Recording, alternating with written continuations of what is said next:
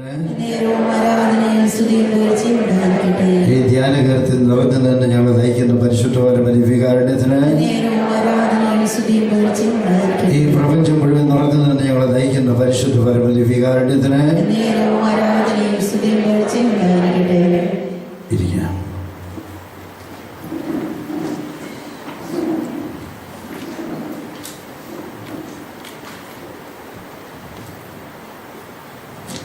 ശക്തമായ പ്രാർത്ഥനയിൽ ആയിരിക്കുന്ന നിങ്ങൾ തുറന്നും പ്രാർത്ഥിക്കുക. കർത്താവ് നമ്മളെ നയിക്കട്ടെ അവിടുന്ന് ആഗ്രഹിക്കുന്ന വിധത്തിൽ. യോന 3-ാം പ്രാവശ്യം വരുന്നത്. കഴിഞ്ഞ 2 പ്രാവശ്യവും നമ്മുടെ വിഷയം ജീവനായിരുന്നു. ഇപ്പോഴും ജീവൻ തന്നെയാണ്, പക്ഷേ ആ ജീവനുമായി ബന്ധപ്പെട്ടല്ലെന്ന് മാത്രം. Price the lord, praise the lord, hallelujah. ഈ സൈഡിൽ നിന്ന് ശബ്ദം കേൾക്കുന്നുള്ളൂ, ഇവിടുന്ന് അത്ര ജീവനില്ല.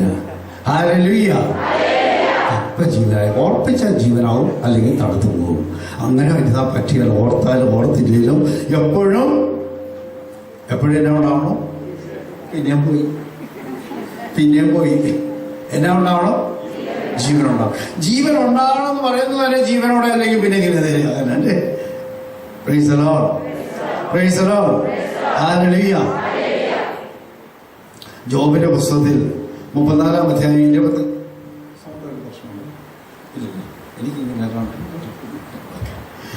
ജോബിന്റെ പുസ്തകം 34-ാം അധ്യായം 24-21 വരെ വാക്യങ്ങൾ. അവിടുത്തെ കണ്ണുകൾ മനുഷ്യന്റെ വഴികളിൽ പതിയുന്നു, അവർ ഓരോ അടി വയ്ക്കുന്നതും അവിടുന്ന് കാണുന്നു. തിന്മ പ്രവർത്തിക്കുന്നവർക്ക് മറഞ്ഞിരിക്കാൻ നിഴലോ അന്ധകാരമോ ഉണ്ടാവില്ല. ദൈവസന്നിധിയിൽ ന്യായവിധിക്ക് പോകാൻ ആർക്കും അവിടുന്ന് സമയം നിശ്ചയിച്ചിട്ടില്ല. Hallelujah, hallelujah. അവിടുത്തെ കണ്ണുകൾ മനുഷ്യന്റെ വഴികളിൽ പതിയുന്നു. എപ്പോഴാ?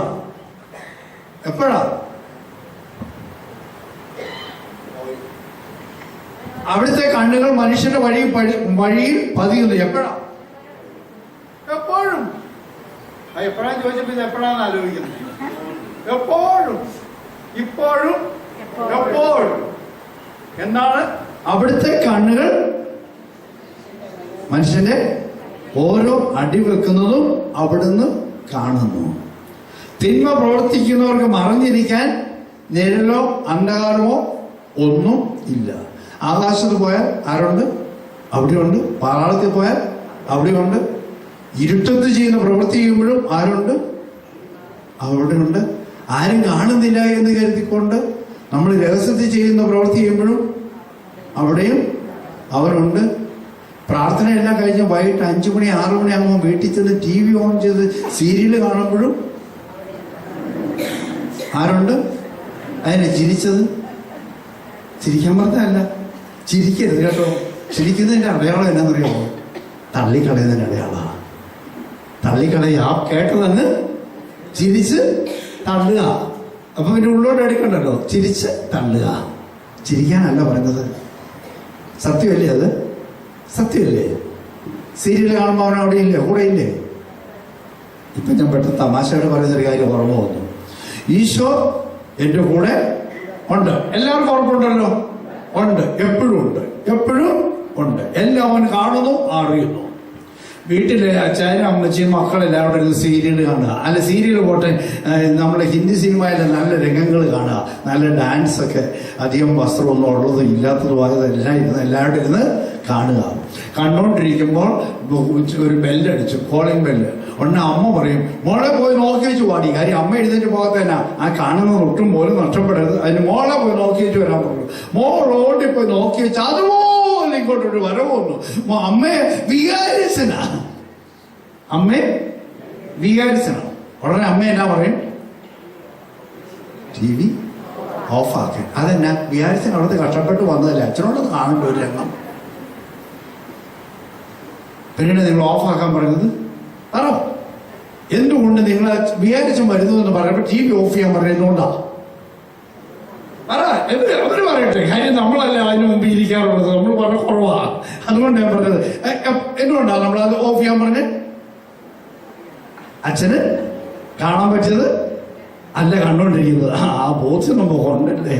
അച്ഛന് കാണാൻ പറ്റിയതല്ല നമ്മൾ കണ്ടുകൊണ്ടിരിക്കുന്നത്. അത് കണ്ടെന്ന് പറഞ്ഞാൽ അച്ഛൻ നമ്മളെ കുറ്റപ്പെടുത്തും, അച്ഛൻ അതും ഇതൊക്കെ പറയും. അത് കേൾക്കാതിരിക്കാൻ വേണ്ടി ഓഫ് ചെയ്യാൻ പറഞ്ഞു. കുറച്ചു മുമ്പ് പറഞ്ഞല്ലോ കൂടെ ആരുണ്ടെന്ന്? ഈശോ ഉണ്ടെന്ന്.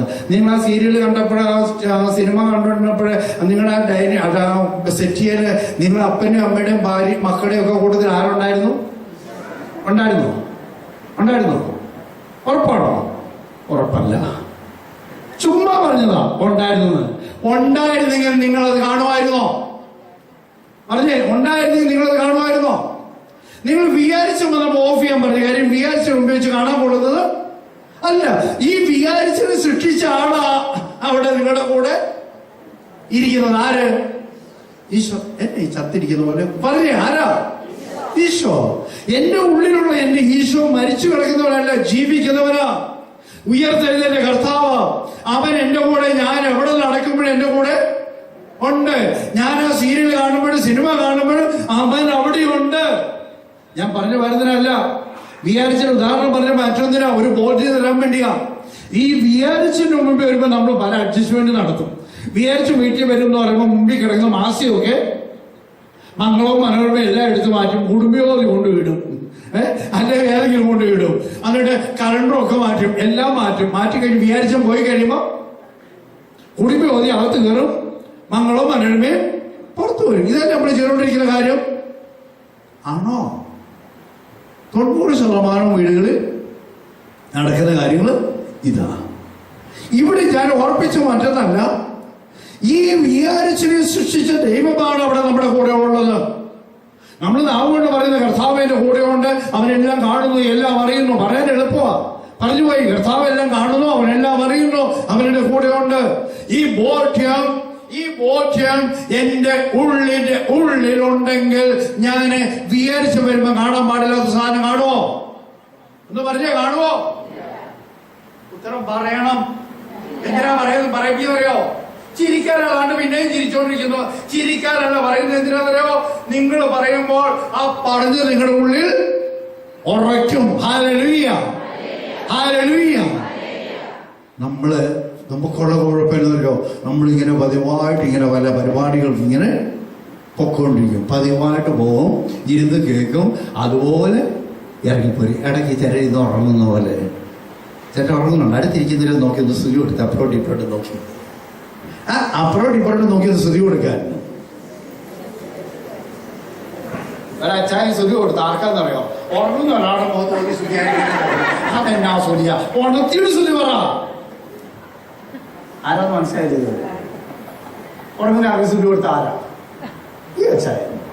അന്നേരം അങ്ങോട്ട് വിളിച്ച് ഉണർത്തി സ്തുതി കൊടുക്കാനാ പറഞ്ഞത്. ഉറങ്ങുന്ന ആളുടെ മുഖത്ത് നോക്കി സ്തുതി കൊടുത്തേച്ച് ഉറങ്ങരുതേ. ഉറങ്ങിക്കഴിഞ്ഞാല് നമ്മൾ മുമ്പ് പറഞ്ഞ പോലൊരു അവസ്ഥയാണ്. ഹല്ലേലൂയ. വീണ്ടും വചനത്തിലേക്ക് വരാം. അവിടുത്തെ കണ്ണുകൾ മനുഷ്യന്റെ വഴികളിൽ പതിയുന്നു, അവർ ഓരോ അടി വെക്കുന്നതും അവിടുന്ന് കാണുന്നു. തിന്മ പ്രവർത്തിക്കുന്നവർക്ക് മറിഞ്ഞിരിക്കാൻ നിഴലോ അന്ധകാരമോ ഉണ്ടാവില്ല. ദൈവസന്നിധിയെ ന്യായവിധിക്ക് പോകാൻ ആർക്കും അവിടുത്തെ സമയം നിശ്ചയിച്ചിട്ടില്ല. ഓർക്കുക. Hallelujah, hallelujah. എപ്പോഴും തമ്പുരാൻ കൂടെ ഉണ്ടെന്നുള്ള ബോധ്യം. ബിവറേജിൽ മദ്യം മേടിക്കാൻ വേണ്ടി ഓട്ടോക്കാരനെ വിടും, ജോലിക്കാരനെ വിടും. അതാര് കണ്ടു? ഈശോ കണ്ടു. നമുക്ക് മൊബൈൽ മൊത്തം ഒന്ന് സ്വിച്ച് ഓഫ് ചെയ്യാം. ഞാനിപ്പോൾ ഈ പറഞ്ഞില്ല, ഇപ്പോൾ ഒരു ഫോൺ ബെല്ലടിച്ചു, അതുകൊണ്ടാണ് പറഞ്ഞത്. എല്ലാവരും ഇരിക്കുന്ന മൊബൈൽ ഒന്ന് സ്വിച്ച് ഓഫ് ചെയ്ത് സൈലന്റ് ഇടണ്ട. നമുക്ക് പള്ളിയിലൊക്കെ ഇന്ന് പലരും സൈലന്റ് ഇട്ടാൽ പള്ളിയുടെ വാക്ക് ബോർഡ് തന്നെ ഉണ്ട്, ഒന്നുകിൽ സ്വിച്ച് ഓഫ് ചെയ്യുക അല്ലെ സൈലന്റ് ഇടാൻ. ഞാൻ പറഞ്ഞ സൈലന്റ് ഇടാൻ പറയുന്നത്. സൈലന്റ് ഇട്ടാൽ എന്നെ പറ്റും, കിറുകിറാൻ അടിക്കുമ്പോൾ ആരാ നോക്കി ഓട്ടെ, അതുകൊണ്ട് പുറത്തേക്ക് പോകും. ഇവിടെ ഇരിക്കുമ്പോൾ തമ്പുരാൻ മതി, തമ്പുരാൻ്റെ റേഞ്ച് ഇരുന്നാൽ മതി, വേറെ ഒന്നും വേണ്ട, ഒന്നും ഉണ്ടാവുകയില്ല. Hallelujah, hallelujah. ഞാൻ ഈയിടെ സഹോദരിയുടെ പുസ്തകം തന്നു. എൻ്റെ മദർലോയ്ക്ക് ഒരു ചെറിയ ഹെമറേജ് ഒക്കെ ആയിട്ട് ഒരു മാസത്തോളമായിട്ട് ഹോസ്പിറ്റലിൽ കാര്യങ്ങളൊക്കെ ആയിരുന്നു. ആ സമയത്ത് ഇങ്ങനെ പുറത്തിരിക്കുമ്പോൾ ഈ പുസ്തകം വിചരിച്ച് വായിക്കാനിടയായി. അപ്പോൾ അതിനകത്ത് പറയുന്നത് ഒരു ചിന്ത എന്നെ ഒത്തിരി സ്വാധീനിച്ചു. വേറെ ഒന്നല്ല, ഈ നിമിഷത്തിൻ്റെ വില, ഈ നിമിഷത്തിൻ്റെ വില, ഈ നിമിഷത്തിൽ ഒരാത്മാവ് നിത്യരക്ഷയോ നിത്യനാശവും തിരഞ്ഞെടുക്കുന്നു.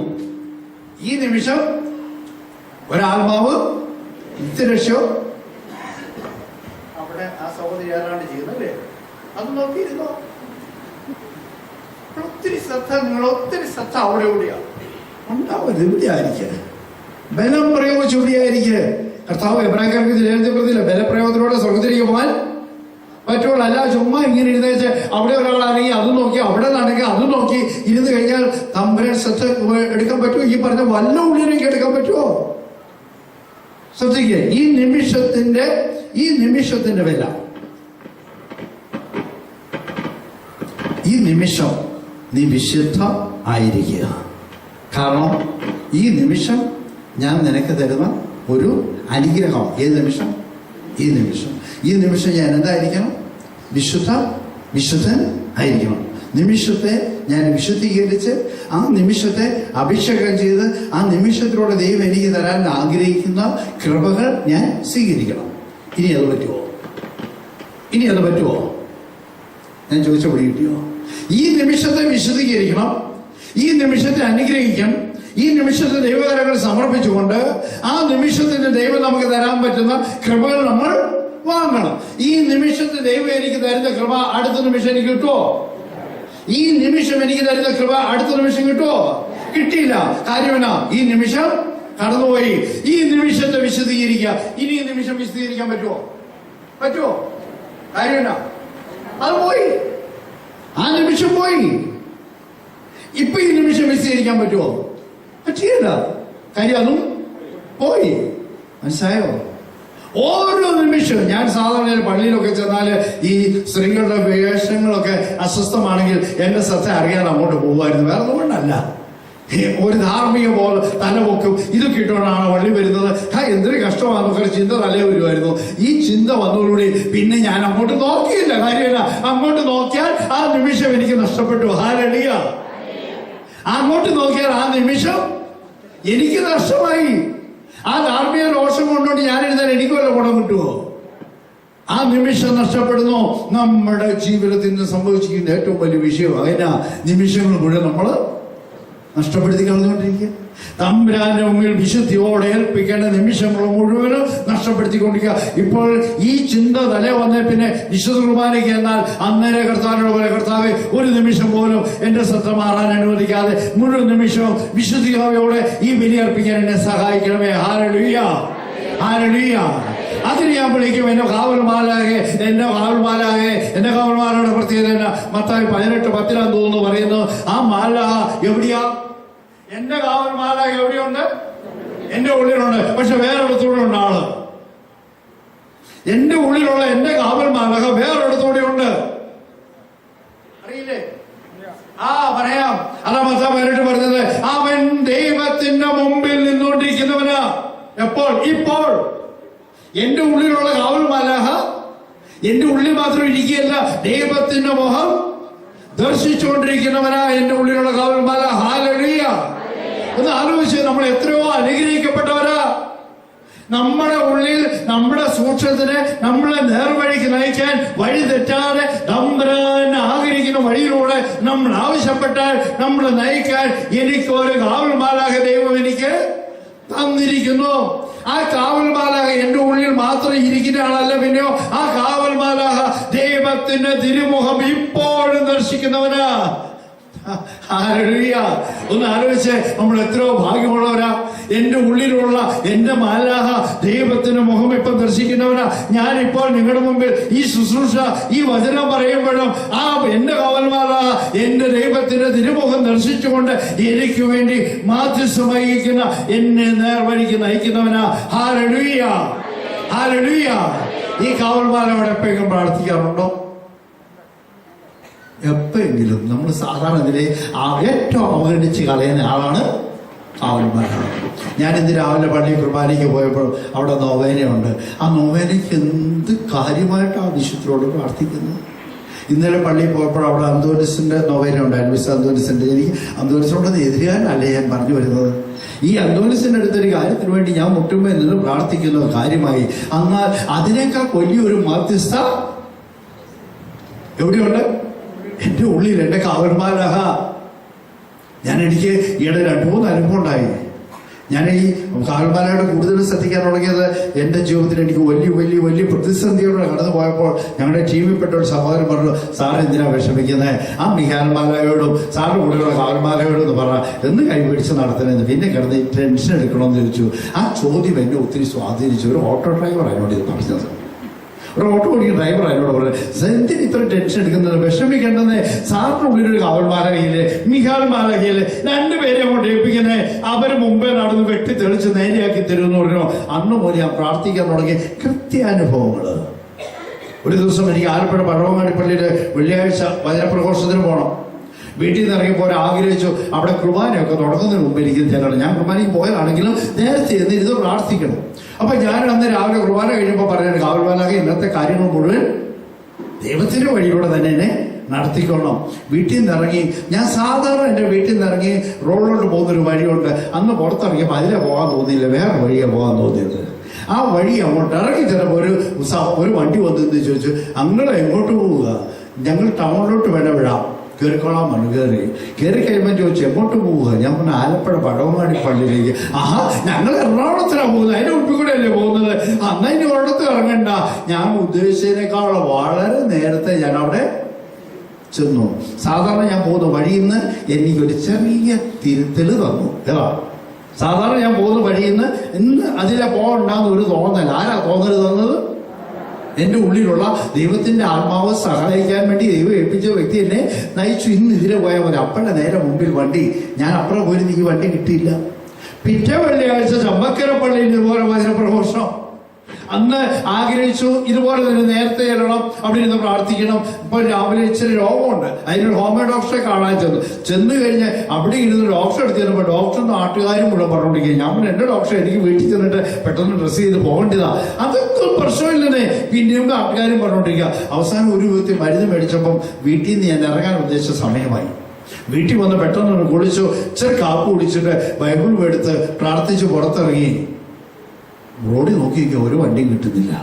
അപ്പോഴാണ് പെട്ടെന്ന് ഓർത്തത് ഈ മരുന്ന് മേടിക്കാനുള്ള ധൃതിക്ക് അന്നത്തെ കാര്യമൊന്നും ഞാൻ ഏൽപ്പിച്ചില്ലായിരുന്നു. ആ റോഡിൽ നിന്ന് പറഞ്ഞു, ക്ഷമിക്കണേ, ഞാൻ ഇന്നത്തെ കാര്യം ഏൽപ്പിച്ചില്ലായിരുന്നല്ലോ, ഇന്ന് എനിക്ക് ഇത്ര മണിക്ക് അവിടെ ചെല്ലേണ്ടതാ, ഇനി നടക്കില്ല, കാര്യം അരമണിക്കൂറേ ഉള്ളൂ, ഇനി നടക്കില്ല. എന്റെ ബുദ്ധി പറഞ്ഞു ഇനി നടക്കത്തില്ല, അരമണിക്കൂറേ ഉള്ളൂ, ചമ്പക്കരപ്പള്ളി ചെല്ലണം, കറുകച്ചാൽ കഴിഞ്ഞിട്ട് അത് നടക്കില്ല. ചങ്ങനാശ്ശേരി ഞാനൊരു കവല നിൽക്കുക, വണ്ടിക്ക് ഒരു രക്ഷയില്ല, ഓട്ടോയും കിട്ടുന്നില്ല, ഒന്നും കിട്ടുന്നില്ല.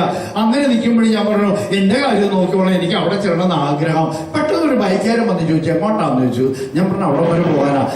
ഞാൻ ചോദിച്ചു ആരാ? ഇല്ല നമ്മളും പരിചയമില്ല. ഞാനിങ്ങനെ നിൽക്കുന്നുണ്ടോ ചോദിച്ചതാ. കയറി പെട്ടെന്ന് കൊണ്ട് നിർത്തിപ്പറ്റി നല്ല ഹൈ സ്പീഡിൽ പോകുന്ന ഒരു ബസ് വന്നിരുന്നു. അതേ കയറി ഞാൻ ഉദ്ദേശിക്കുന്ന സമയത്ത് അവിടെ എത്തി. ഹല്ലേലൂയ. അപ്പൊ ഇവിടെ ചിലർ പറയും, ഓ അന്നാ ബൈ ചാൻസിന് ആ കാറ് കിട്ടി. ആലപ്പുഴയ്ക്ക് പോയാൽ ബൈ ചാൻസിന് ആ കാറ് കിട്ടി. അന്നാ മനുഷ്യൻ ആ നല്ല ബുദ്ധി തോന്നിയോണ്ട് ബൈക്കെ കയറ്റി കൊണ്ടുപോയി. ഈ തോന്നിപ്പിക്കുന്ന ആരാ? പ്രിയമുള്ളവർ, നമ്മൾ സാധാരണ നിലയിൽ പറയും അഭിചാരിതമായി എന്നെ സംഭവിച്ചു അല്ലെ, അഭിചാരിതമായി ബൈ ചാൻസ് ആയിട്ട്. അങ്ങനെ ഒരു വാക്കില്ല തമ്പുരാന്റെ നിഘണ്ടുവിൽ. അഭിചാരിതം എന്നൊരു കാര്യം ഇല്ല. തമ്പുരാന്റെ പദ്ധതിയിൽ അവൻ ക്രമപ്പെടുത്തുന്ന കാര്യങ്ങൾ മാത്രം. Hallelujah, hallelujah. ഈ നിമിഷത്തെ വിശദീകരിക്കുക. ഈ നിമിഷം എനിക്ക് നഷ്ടപ്പെട്ടു കഴിഞ്ഞാൽ ആ നിമിഷം ദൈവം എനിക്ക് തരാൻ ഉദ്ദേശിക്കുന്ന കൃപകൾ എനിക്ക് അന്യമായി പിന്നെ കിട്ടില്ല. ആ നിമിഷത്തെ ഞാൻ ഓരോ നിമിഷവും ശ്രദ്ധിക്കണം. ഓരോ നിമിഷവും ഞാൻ എന്നെ ശ്രദ്ധിക്കണം. ഈ നിമിഷം തമ്പുരാന് കൊടുത്തതാണോ അതോ വഴി തെറ്റുന്നുണ്ടോ? തെറ്റിയെന്ന് പറഞ്ഞാൽ അപ്പോഴേ തമ്പുരാൻ ക്ഷമ ചോദിച്ചിട്ട് ഉടനെ വീണ്ടും ഏൽപ്പിക്കുക. ഈ നിമിഷത്തെ ഓരോ മണിക്കൂർ ഓരോ ദിവസവും തമ്പുരാനെ നിന്നോടുകൂടി ആയിരിക്കുവാൻ എനിക്ക് കൃപ തരണമേ. ലൗകികമായ നിമിഷത്തെ വിശുദ്ധീകരിക്കുകയും അതിനെ ദൈവത്തിന്റെ ദൃഷ്ടിയിൽ മൂല്യമുള്ളതാക്കുകയും ചെയ്യുന്നതാണ് വിശുദ്ധ സ്നേഹം. അപ്പോഴാണ് പുണ്യ ജീവിതം നമ്മൾക്ക് നയിക്കാൻ സാധിക്കുന്നത്. ഇല്ലെങ്കിൽ എന്ത് പറ്റും? മറ്റൊരു ചിന്ത. നമ്മൾ ദിവസവും നടക്കേണ്ട പ്രാർത്ഥനകള്, ദിവസവും നടക്കേണ്ട തമ്പുരാനോട് കൂടി ആയിരിക്കാൻ നമുക്ക് ഓരോ കൃപകൾ ബഹുമാനപ്പെട്ട അച്ഛന്മാര് പറഞ്ഞിട്ടില്ലേ? ഓരോ ദിവസവും ചിന്ത ചെയ്യണം. ഈ പ്രാർത്ഥനകൾ ഞാൻ അവഗണിക്കുമ്പോൾ ആ സമയത്ത് സാത്താൻ അവന്റെ അഭിപ്രായങ്ങളുമായി നമ്മുടെ അടുത്തേക്ക് കടന്നു വരും.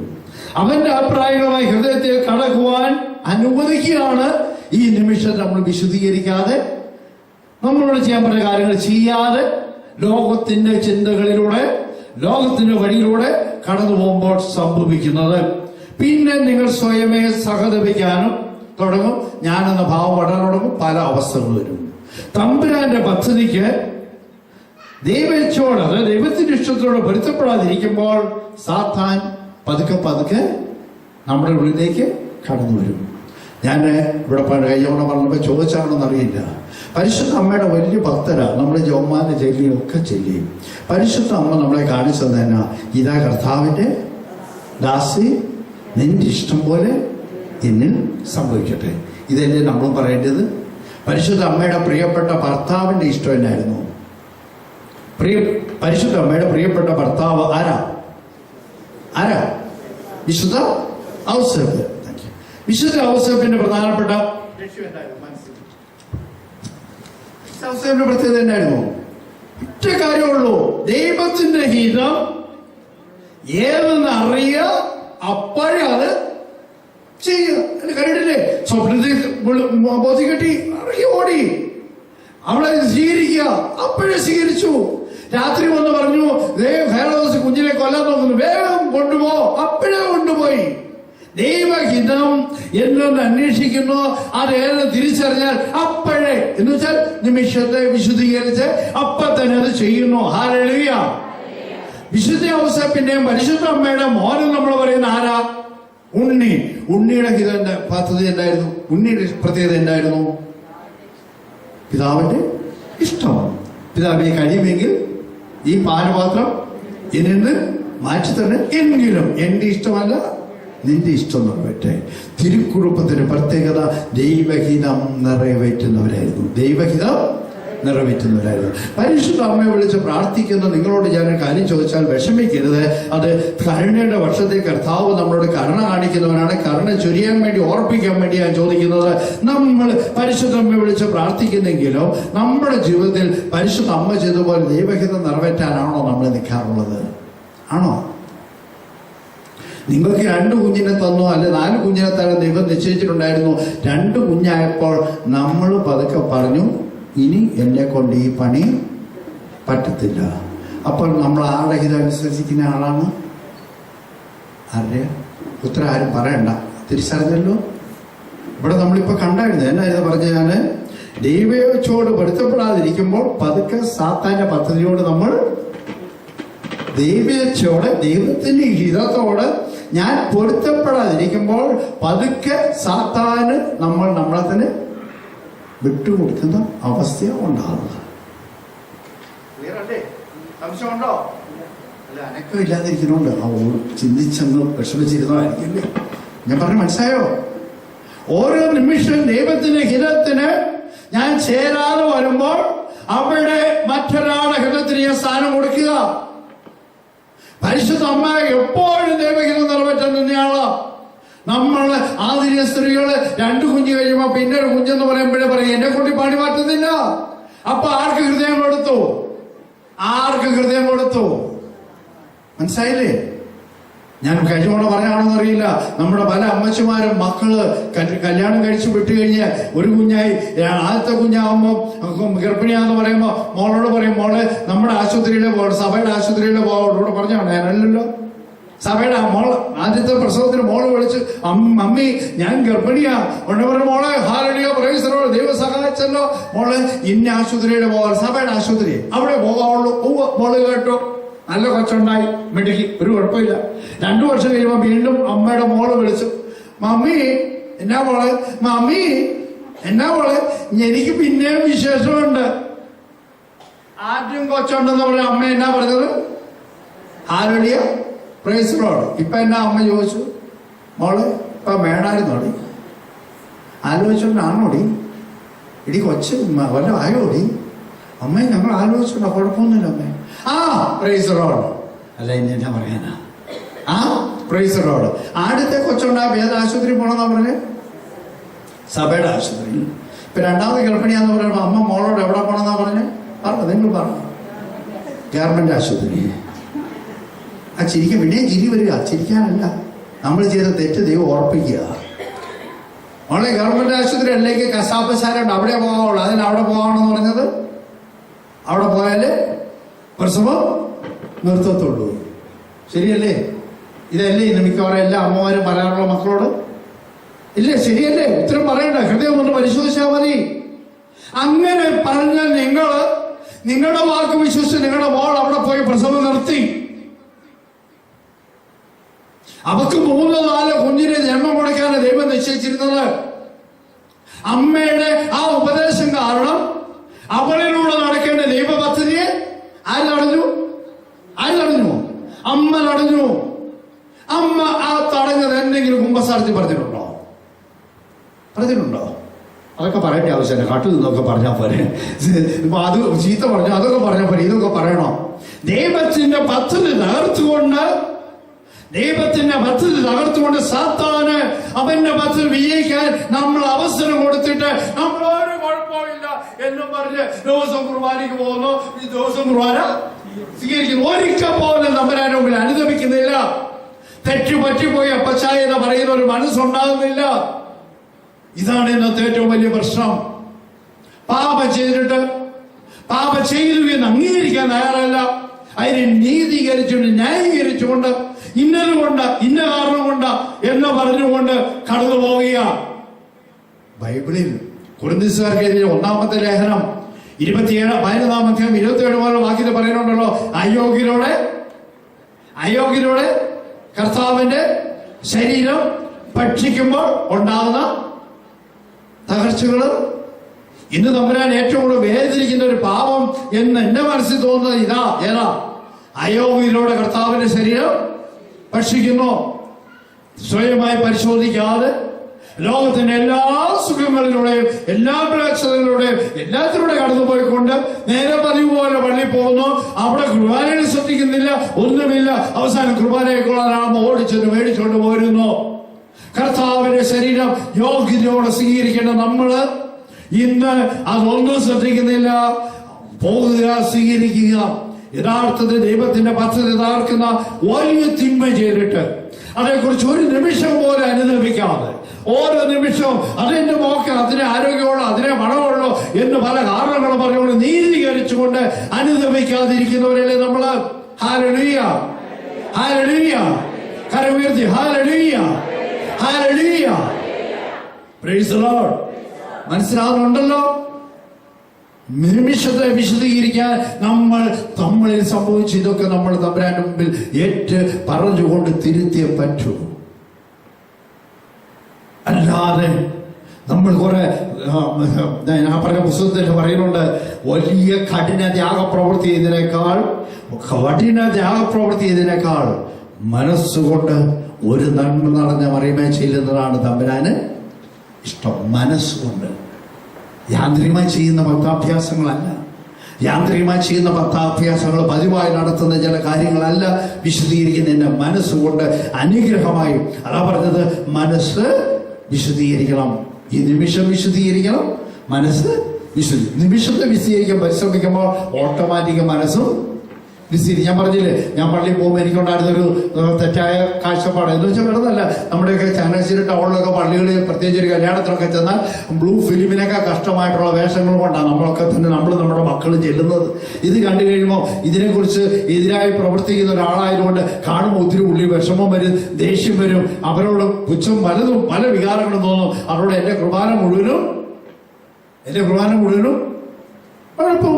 എന്റെ നിമിഷങ്ങൾ എനിക്ക് വിശദീകരിക്കാൻ പറ്റാതെ തെറ്റിലേക്ക് പോകുന്നു. ആ തിരിച്ചറിവുണ്ടായപ്പോൾ കഴിവത് ഒരിടത്തേക്ക് നോക്കാതെ, ഒരു കളർ കണ്ടാൽ അങ്ങോട്ട് നോക്കാതെ എന്റെ കർത്താവിലേക്ക് നോക്കിക്കൊണ്ട് അവിടുത്തെ മഹത്വപ്പെടുത്താനാണ് ഞാൻ പരിശ്രമിച്ചുകൊണ്ടിരിക്കുന്നത്. Hallelujah, hallelujah. നമ്മൾക്ക് നമ്മുടെ നിമിഷത്തെ വിശദീകരിക്കാൻ തമ്പുരാനോട് ആഗ്രഹിക്കാം. ഈ നിമിഷം കടന്നുപോയി, പറഞ്ഞപ്പോഴേ ആ നിമിഷം കടന്നുപോയി. ഇനിയൊന്നും വിശദീകരിക്കാൻ പറ്റില്ല. പിന്നെ അടുത്ത നിമിഷത്തെ വിശദീകരിക്കാൻ നമ്മൾ ഒരുക്കമുള്ളവരേക്ക് ശ്രദ്ധിക്കുന്നവരായിരിക്കുക. Hallelujah, hallelujah. നമ്മൾ കാര്യങ്ങൾ ഉയർത്തി അല്പസമയം കർത്താവിനെ സ്തുതിച്ച് ഹല്ലേലൂയ. എല്ലാവരും ഈ നിമിഷത്തെ സമർപ്പിച്ചുകൊണ്ട്, ഈ കടന്നുപോകുന്ന നിമിഷങ്ങളെ സമർപ്പിച്ചുകൊണ്ട്, ഈ നിമിഷത്തെ വിശദീകരിക്കുവാൻ ബലഹീനരായ ഞങ്ങളെ ബലപ്പെടുത്തണമേ, ശക്തിപ്പെടുത്തണമേ എന്ന് ആത്മാർത്ഥമായിട്ട് ആഗ്രഹിച്ചുകൊണ്ട് ശബ്ദമുയർത്തി സ്തുതിക്കുക. കണ്ണുകൾ അടച്ച് അത് വേറൊന്നും കൊണ്ടല്ല, കണ്ണ് വേറൊരിടത്തോട്ട് പോയി നിമിഷത്തെ പാഴാക്കരുത്, ശബ്ദം പാഴാക്കാൻ ഇടയാവരുത്. കണ്ണുകൾ അടച്ച് ശബ്ദം ഉയർത്തി കർത്താവിനെ സ്തുതിക്കുക. ഉയരട്ടെ ശബ്ദം, ഉയരട്ടെ ശബ്ദം. Hallelujah, hallelujah, hallelujah, hallelujah, hallelujah. ദീപികാരുടെ നാഥൻ ഇതാ നമ്മുടെ മുമ്പിൽ നിൽക്കുന്നു. ആ ദീപികാരുടെ നാഥന്റെ മുമ്പിൽ ഈ നിമിഷത്തെ കൊടുത്തുകൊണ്ട് സ്തുതിക്കുക. Hallelujah, hallelujah, hallelujah, hallelujah.